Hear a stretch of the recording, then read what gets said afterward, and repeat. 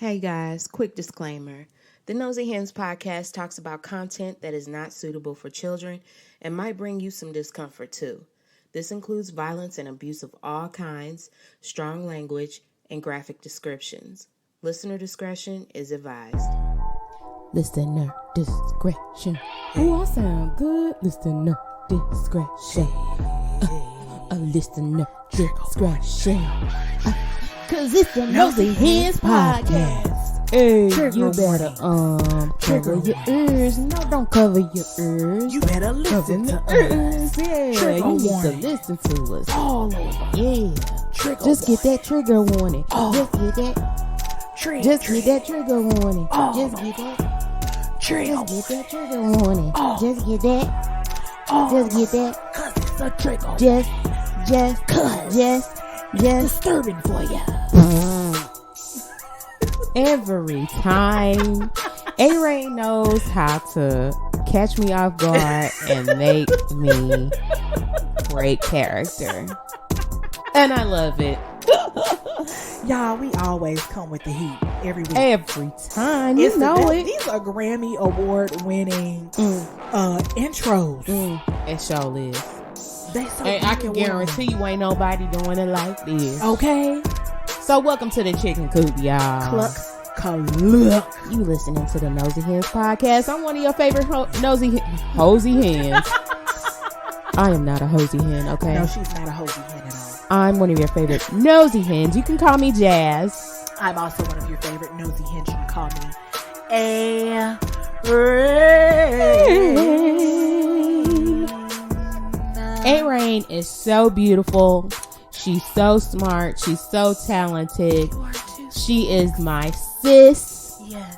I love her so much. I love you, Stinkabutt. I appreciate her so much. Y'all. We have fun. We do. We talk. We do. Y'all think we just close on this podcast, but No. what y'all don't know is Yes. we've been friends for a For a decade very or long more. time. A very Very long time. No, I don't even want to say very, very, very because that'll make us old. We're not old. No. But we are seasoned and we're coming into a new chapter in our lives where we're just pouring into each other. We're loving on each other. We're helping each other blossom into the next level. And I'm loving it. I love this too. We want that for you guys. Yes. So, you know what? Whoever your best friend is, your sis, your good Judy, your, Yes. boo thing, who's also your bestie, Yes. take a time. Yes. Take a moment and just let them know what you appreciate about them. Yes. And just be thankful for them. Yes. I am thankful for my A-Rain. I am thankful for my Jazzy. Y'all, Jazzy, well, let's pour into her. Jazzy is, first off, I didn't beautiful. do that so you could do this. Jazzy is a beautiful as that thing.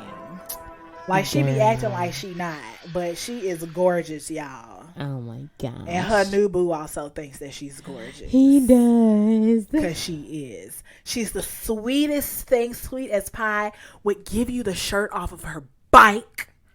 Well, I like sharing. Sharing is caring. Sharing is caring. She's a dope singer. She's a dope music songwriter. Same She's to a you. dope friend. Oh, And my she's gosh. goofy and silly. You know how you gotta find somebody that match yo goofy? Match. Like, I love It it. needs to match. I love it. Our souls are connected. It's like yin and yang. Yes. But we're not really too different. We have a lot of similarities. But A-Rain is calmer than me. Like, she doesn't get as worked up as me about things. So, No, I don't. or if she does, she knows how to rein it Look, in. I spill it. I spill it like some hot lava, and then I'm like, "Whew, all right, now you want to go for a walk? I want some ice cream." That's how I am. Yeah. That's how I am. That mother, bitch. Okay. All right. I'm ready for a snow cone. That's how I am. That's the whole scenario right there. Well, you know what? Some people aren't fortunate enough to be able to just rein in their freaking intense emotions like that. And a guy who's not able to do that. That was a good transition. Well, thank you. Look, that was good because I was like, what you talking? Yes.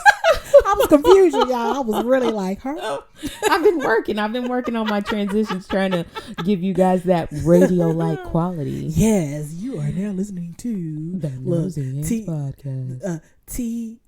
TNHP Radio. Hey, we might bring that to y'all one day. I know, right? We might be on Sirius XM THNP radio with all the hot serial true killer crime tracks. Okay.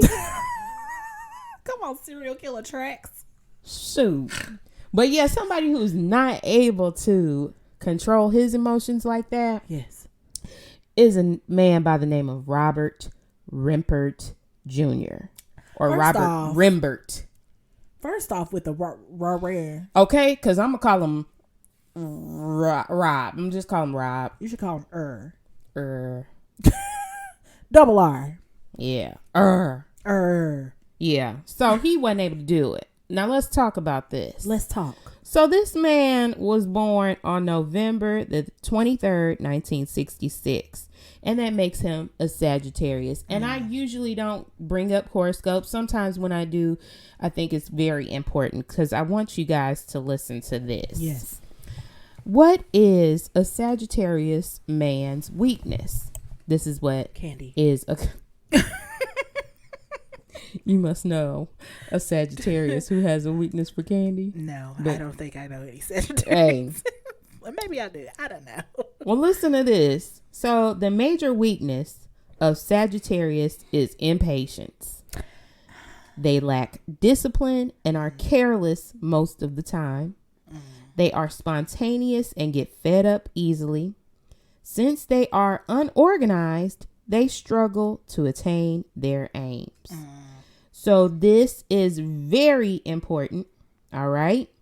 And I want you guys to remember that as we get into these deets. Yes. Now, the Washington Post reports that he had a very troubled family life, which is also, there you go. Let me tell you something. We, as people, past, present, and in the future, when we are bringing in new people in the world, we're bringing in our future. Right.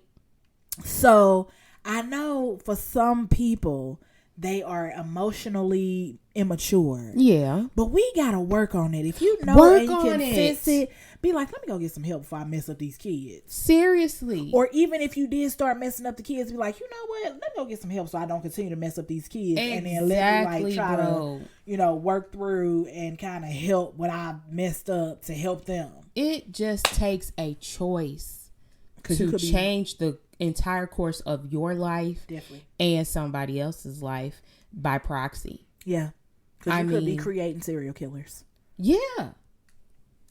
Yes. So it's like as soon as you have a moment of clarity, a moment of self-awareness, do something about that. If you want to have a decent life where you can be content. Yes. And you don't want any chaos. You want peace. It starts from within. Yep. Now, I'm not trying to be no dang on yogi or Gandhi or whatever. Yeah. But it starts from within. It does. So when you have a moment of clarity and you know you have something that you need to work on, do it. Well, didn't. Of course, didn't. Okay. So it's also been reported that his parents divorced when he was young, and he was raised by his mother and grandmother in a low-income neighborhood in Cleveland, Ohio.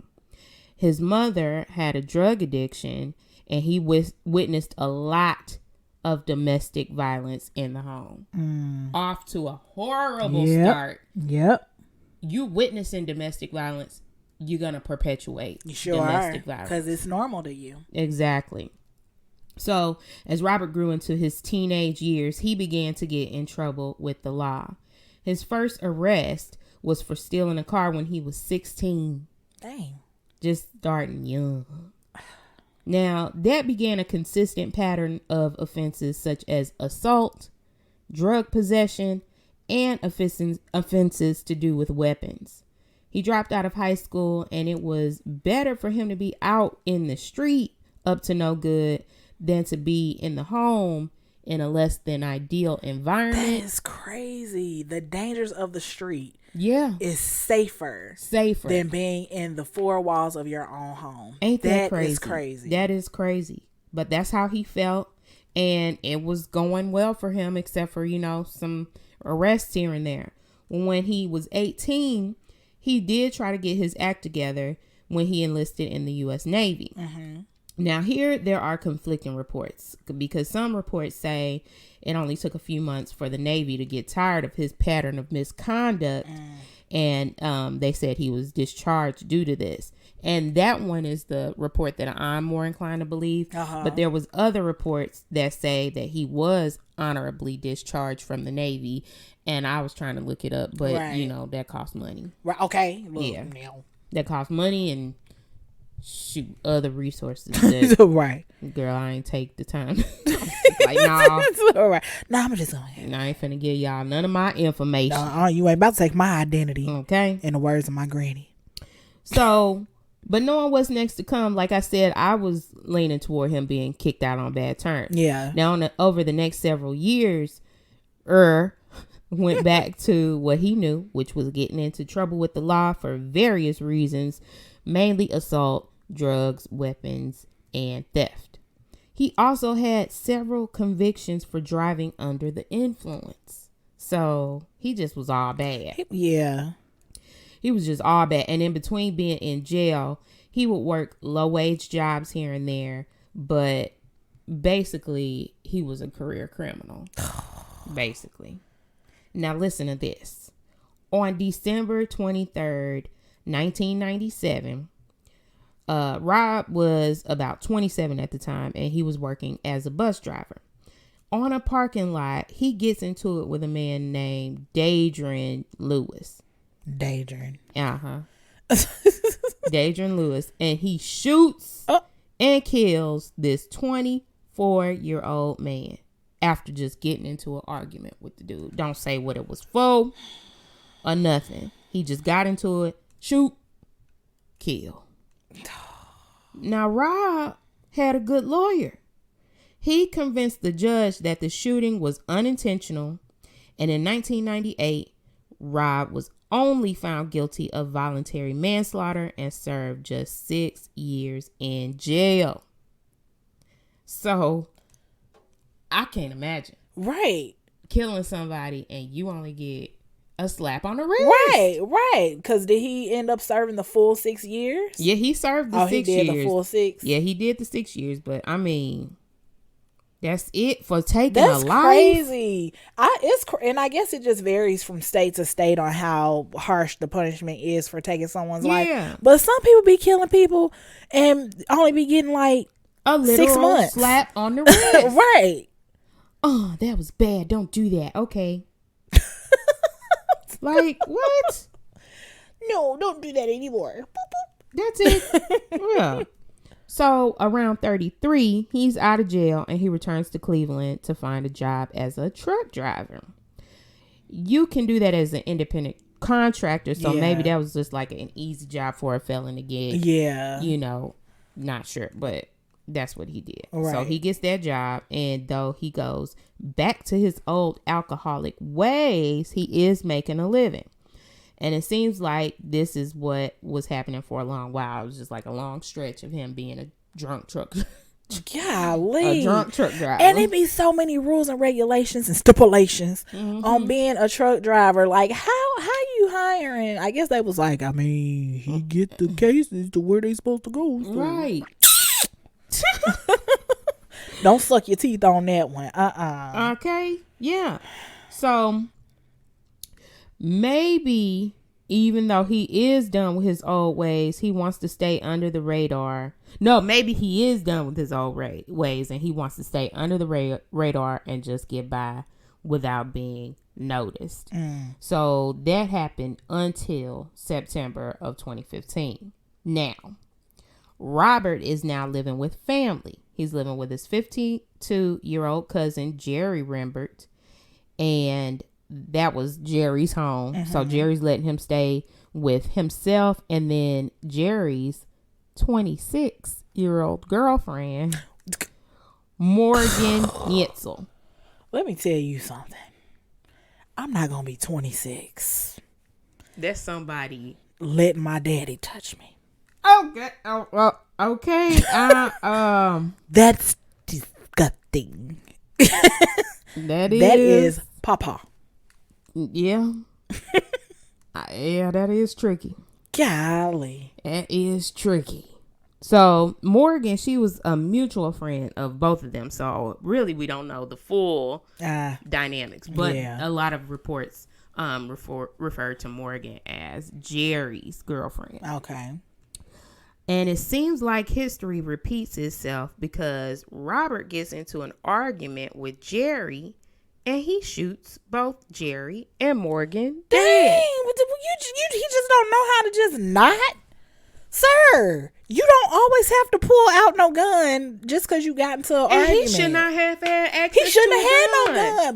But some people be like, well, I mean, what they don't know won't hurt them. Right. But right. what you know is going to hurt people. So you need to not have no gun, hothead. Exactly. He know who he is. And he get into an argument with his cousin who let him stay in his home and shoots his cousin. And the girlfriend. What the girlfriend got to do with anything? Right. Girl. So the next thing he does after he shoots them dead is he takes a bunch of items of value from the home and he has the nerve to drive off in Morgan's SUV. Somebody probably reported the gunshots and the police discovered the bodies in the home not very long after. Right. They collected the evidence from the crime scene, such as DNA samples and ballistic evidence from the bullets that were used in the killings. And also, there was surveillance footage around the area of Jerry's home. And this footage showed Robert getting into Morgan's car shortly after the murders were believed to have taken place. He was wearing clothing that the witnesses say that somebody was wearing leaving the scene after they heard the gunshots. Mm-hmm. So it was Robert. Right. Well, the next day, Robert was pulled over by the police at a truck stop in Medina County outside of Cleveland, and he was arrested. During the interrogation, Rob does admit to shooting both Jerry and Morgan. He admits to taking their things and leaving. In addition to his confession, he gave blood samples and saliva samples for DNA profiling. So he was like, hey. He was like, all right. Yeah. And you know what? I'd rather have criminals like him than the ones that, I ain't do that. Right, or blame it on somebody else. Yeah, that was maybe it was the grass. And they be thinking that they be getting away with their lies. They think I think it was probably that squirrel that I saw. Okay. I saw he had the trigger. He had the gun. They seriously think that they are. Nobody is a good. Yes, there are good liars, but at the same time, nobody is naturally good at lying. Your body subconsciously gives away that you're lying. Yeah. And then if you tell the lie and you forget that you told the lie, and then come back and be like, no, and then somebody say, no, you ain't tell me that. Right. Girl, and you can't cover no lie. Not only that. When you lie about one thing, then you gotta keep lying. You gotta keep on. You gotta keep lying. It's a snowball of lies. It's a lie ball. Nobody can keep up with that. No. Nobody. So he was like, here, take all my bodily fluids here. Ooh. Okay.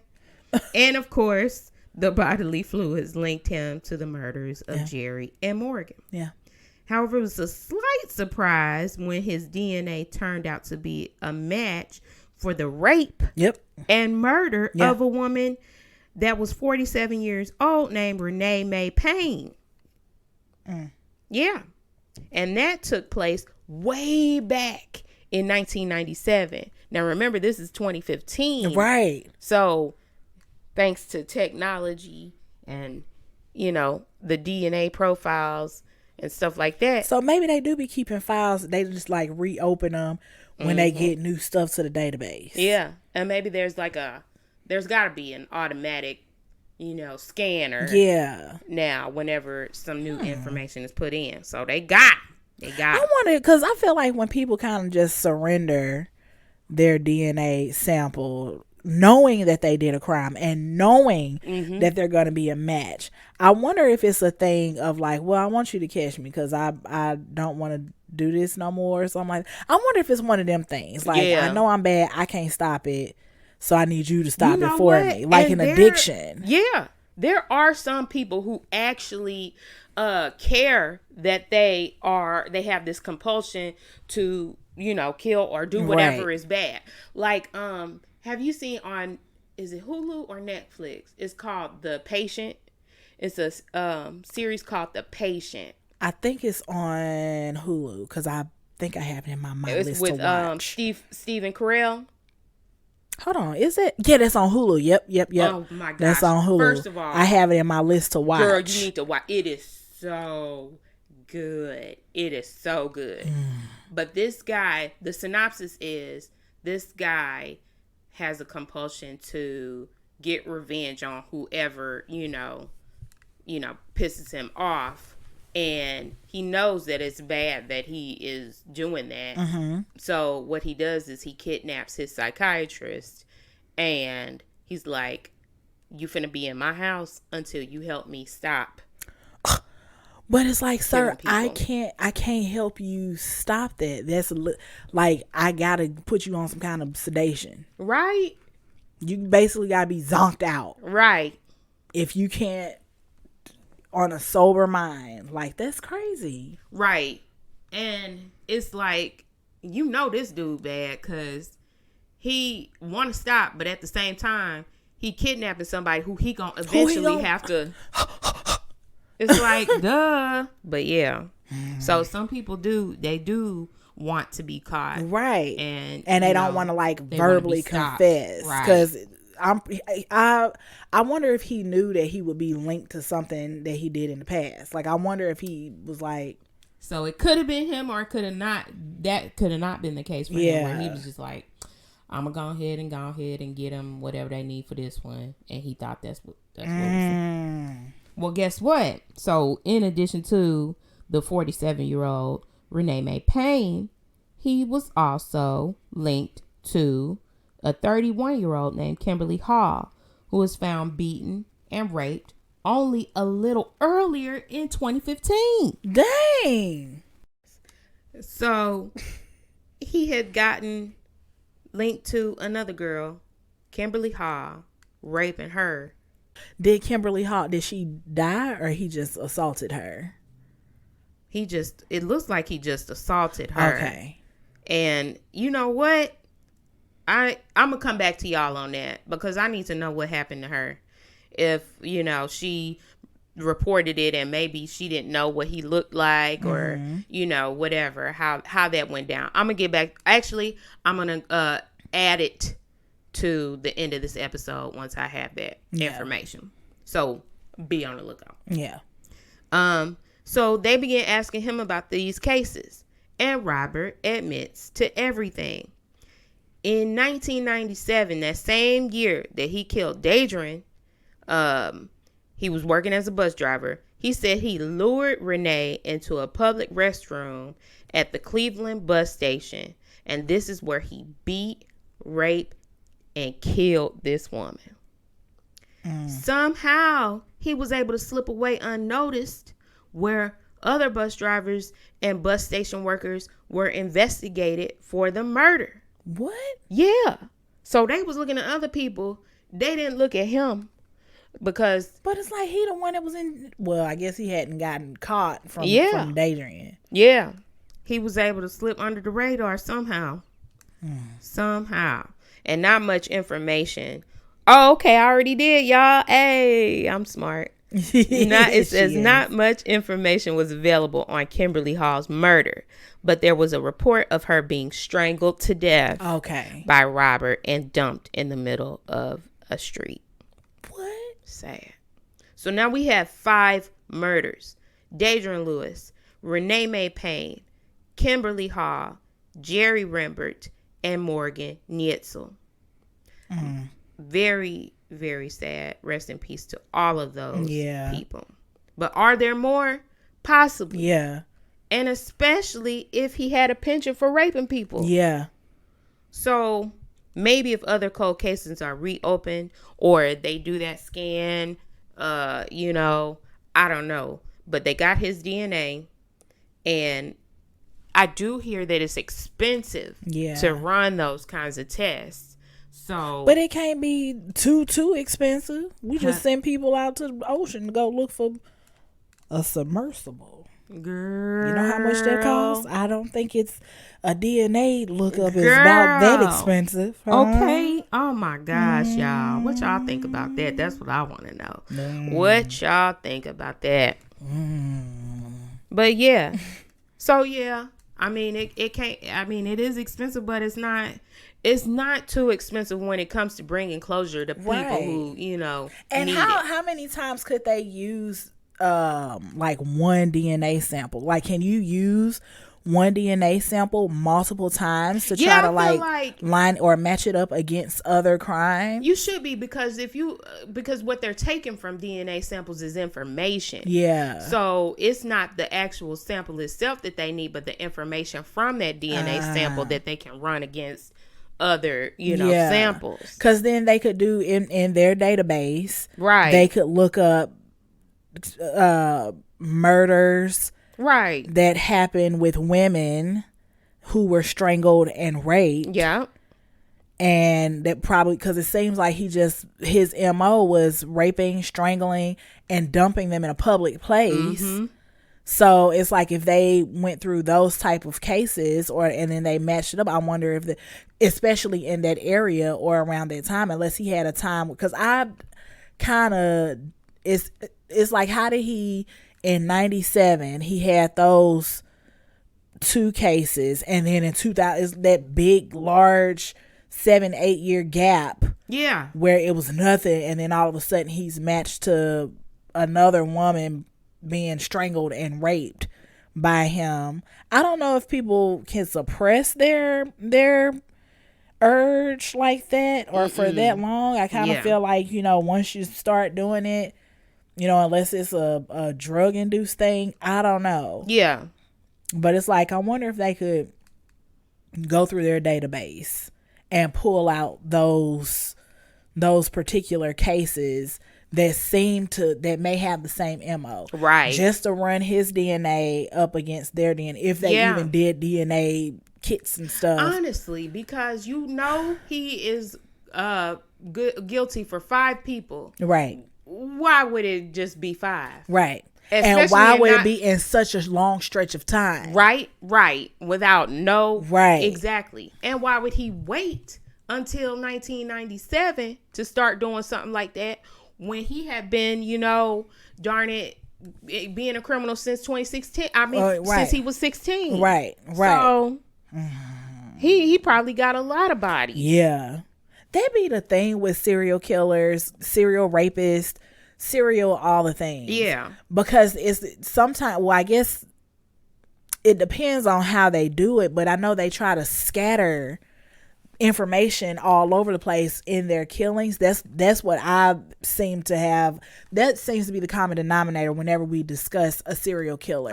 It's a killing here, and then, but the type of killing or the style of killing is similar when they go to the next victim. It just might be in another place. Yeah. So it'd be like scattered, but it's like, ain't it a database? That's just what I be thinking. It's gotta be like a huge American. And then that's also right, like, you know, why people don't want to do ancestry DNA. Because they giving, you know, their information. So it is. I just don't understand why everything is so expensive when it's like a computer doing it for real.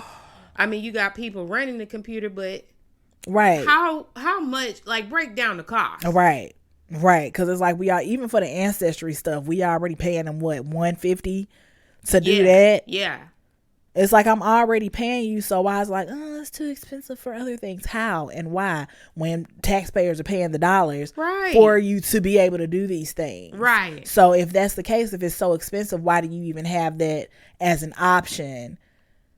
And what are we paying for? Right. What are we paying for? Y'all, we went on a tangent. Sorry. Well, that's what we do. Yes. So, I mean, we're coming to the end anyway, but so, yeah, I definitely think it would just be worth it, whatever the cost is, Right. to go ahead and run that scan so you can bring other people closure. Right. Now, at the end of the day, Robert Rembert Jr. was sentenced to live life without the possibility of parole. Yeah. He's in a high security unit of the Ohio State Penitentiary in Youngstown, Ohio. Mm-hmm. Now, before I end this, Robert made a statement at one of his sentencings that I want to go ahead and play for you guys, if we'll get some good audio here. Yes. If not, I'll have to patch it in. But hopefully. Robert? Okay. There's nothing I can possibly say that could change what happened, what I did. All I can say is that I'm sorry. And that you just pray for me. I'm sorry. I'm sorry. Pray for me. I'm gonna pray you right on the hell.